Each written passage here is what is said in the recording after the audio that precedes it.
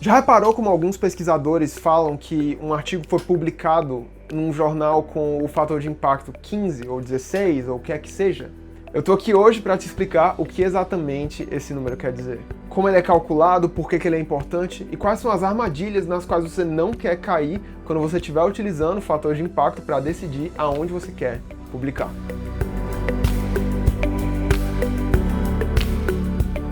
Para você que é novo aqui no canal, seja muito bem-vindo ao Meta-Análises Academy, onde a gente te ajuda a entender e produzir revisões sistemáticas e meta-análises. Meu nome é João Evangelista, eu sou estudante de medicina e sou membro e estudante do Meta-Análises Academy. E hoje eu vou te ajudar a entender esse conceito do fator de impacto. O fator de impacto, ou Journal Impact Factor, foi criado por Eugene Garfield nos anos 1960. E nada mais é do que uma razão do número de citações pelo número de artigos publicados em um determinado jornal, em um determinado periódico científico. E a fórmula é extremamente simples. Você pega todas as citações que foram feitas em um determinado periódico no último ano, de artigos que foram publicados nos últimos 2 anos. E aí você divide isso pelo número de artigos citáveis que foram publicados. Basicamente, é o número de vezes que os artigos publicados naquele jornal foram utilizados como referência por outros pesquisadores, dividido pelo número de artigos publicados. É como se fosse um placar de popularidade das revistas. E sim, ele pode te dar uma ideia geral muito boa de quanto aqueles artigos publicados ali estão sendo lidos, qual é a popularidade do jornal,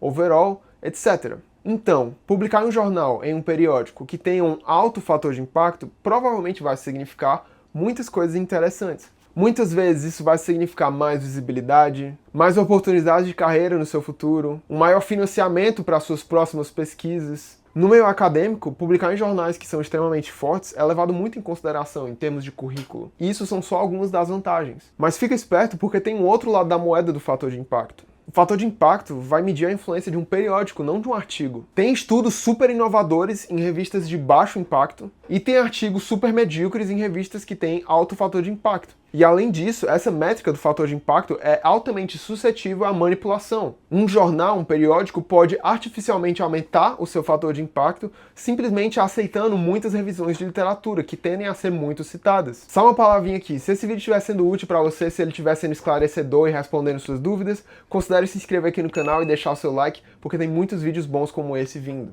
Digamos que a gente esteja falando do New England Journal of Medicine. Ele tem aí um fator de impacto altíssimo, eu nem sei exatamente quanto é que é. Comparando o New England com uma revista super nichada, que pega um tópico super específico dentro da medicina, que tem um fator de impacto consequentemente mais baixo, então você pode pensar, então os artigos aqui no New England são mais influentes do que os artigos nessa outra revista aqui. Então veja o caso do New England Journal of Medicine. Ele tem um fator de impacto muito alto, tá lá em cima. Eu nem sei exatamente quanto é, mas deve estar para mais de 70. Significando que no período de 1 ano, os artigos que são publicados por lá são normalmente citados 70 vezes. É um número tão alto que é quase cômico. E se você comparar o New England com uma revista pequenininha, uma revista extremamente nichada com um fator de impacto tipo 2, uma revista que publique artigos de uma seção específica da medicina. Essa revista menor, mesmo que ela tenha um baixo fator de impacto, pode sim ser o melhor lugar para que você publique o seu artigo. E isso é porque os leitores dessa revista, muito provavelmente, são pessoas extremamente especializadas que dão muita importância para aquele nicho, para aquele tópico específico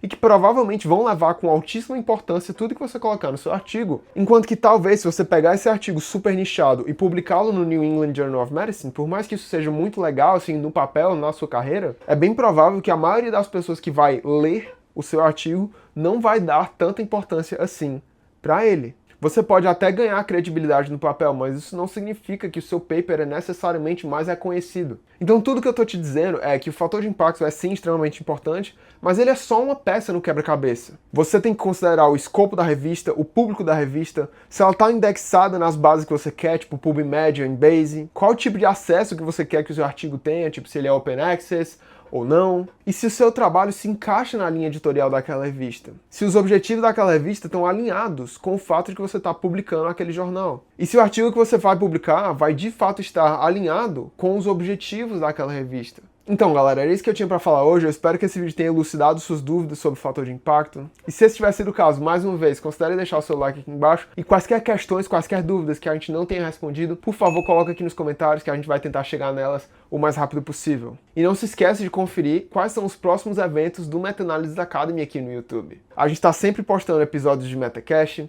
a gente teve o mapa da publicação, a gente sempre está tendo vídeos como esse, em que a gente explica conceitos fundamentais, e muito mais conteúdo bom para vocês. Um conteúdo super bem pesquisado, extremamente bem produzido e completamente de graça aqui no YouTube. Então vai conferir e se inscreve se você não quiser ficar de fora. Era isso que eu tinha para falar, galera. Um abraço. Tchau, tchau.